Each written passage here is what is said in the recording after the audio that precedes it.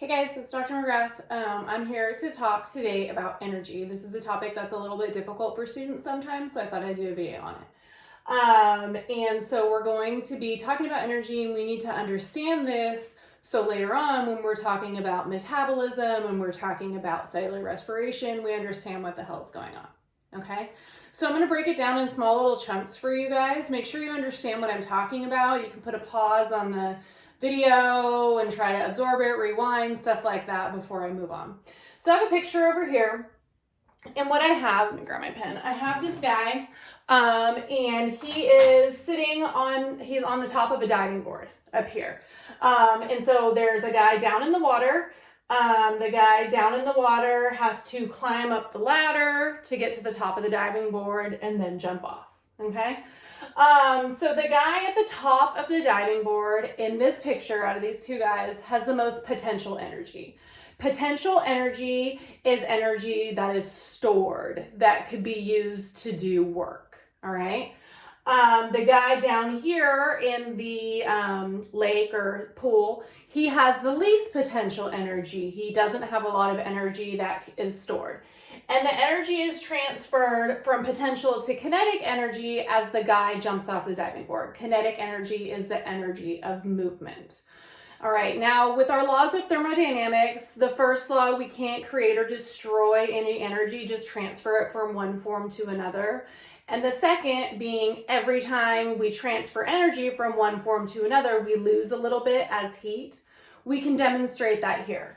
So we aren't losing energy. This guy is transferring his potential energy into kinetic energy. And then down here, he has no potential energy. So you might say, well, then where did the energy go? He lost it. He didn't lose it. As he jumps through the air, we're aware this is not like a vacuum. There are air molecules here, right? Nitrogen gas, oxygen gas, carbon dioxide. So as he moves through the air, he's pushing those air molecules out of the way. So the kinetic energy is then within those air molecules. The energy's been transferred to them because they are moving faster. And what that contributes to eventually is the overall entropy or disorder in the universe. So then we have this guy down here, and he has no potential energy or very little. And he somehow has a whole bunch of potential energy if he climbs up the ladder. The kinetic energy of going up the ladder is transferred in the potential energy of being on the top of the diving board. But where did his energy come from to start with? Well, earlier today, he ate a sandwich, right? He ate a sandwich, and that was broken down and stored in glycogen molecules in his muscles.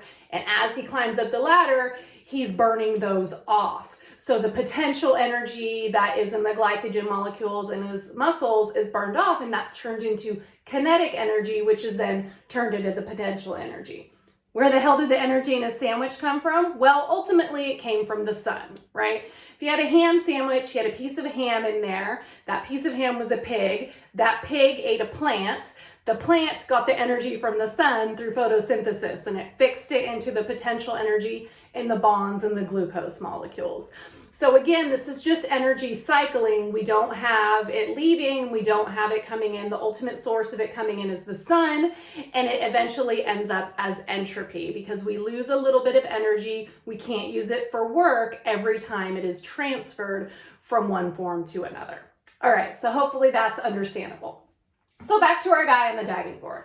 Okay, so the guy up here has the most potential energy. We could think of it like a bowling ball at the top of the hill versus a bowling ball at the bottom of the hill.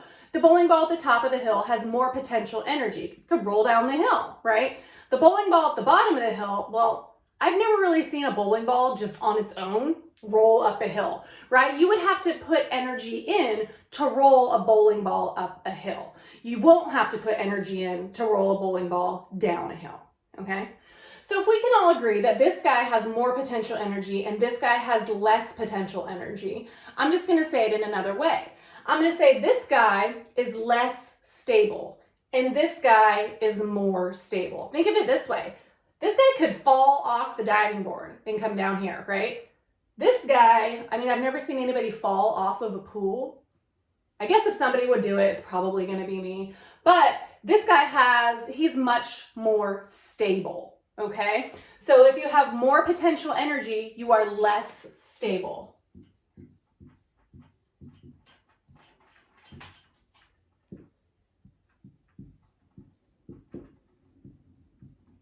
okay?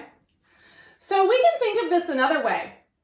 So instead of the guy on the diving board or the bowling ball, let's think of like a bag of Doritos, okay? If you have a bag of Doritos, all the smell from the Doritos, and we all know what that smells like, is in the bag. But once you open the bag, like people, if you're on an airplane or something, 1 row ahead of you could smell the Doritos, then 2 rows ahead of you can smell the Doritos, and 3 rows ahead of you can smell the Doritos. The smell molecules kind of dissipate out, right? They go from a high to a low concentration. So if we have a whole bunch of smell molecules all together here in our Doritos bag, right, versus a bunch of different smell molecules here, okay? These ones have more potential energy. These ones are less stable than when the smell molecules all spread out, okay? And we can think of it just like we thought about the bowling ball. The bowling ball will just roll down the hill, but you have to put energy in to roll it back up the hill, right? Well, go ahead, try to collect all the smell molecules from Doritos and put it back in a bag. That would take a ton of energy. I don't even know if that could be done, right? But when you open the bag of Doritos and the smell molecules go out, you don't have to put any energy in. They just spread out because they go from a high to a low concentration, all right? So these are less stable and this is more stable. And we can also think of that like a molecule, okay? If we have a big molecule that consists of a whole bunch of atoms versus single atoms by themselves, or maybe just smaller molecules, this one has the potential to break apart into these. This one is less stable than these, okay? So hopefully you're staying with me. So now, instead of just calling it stable, remember we also said this is more potential, and this has less potential.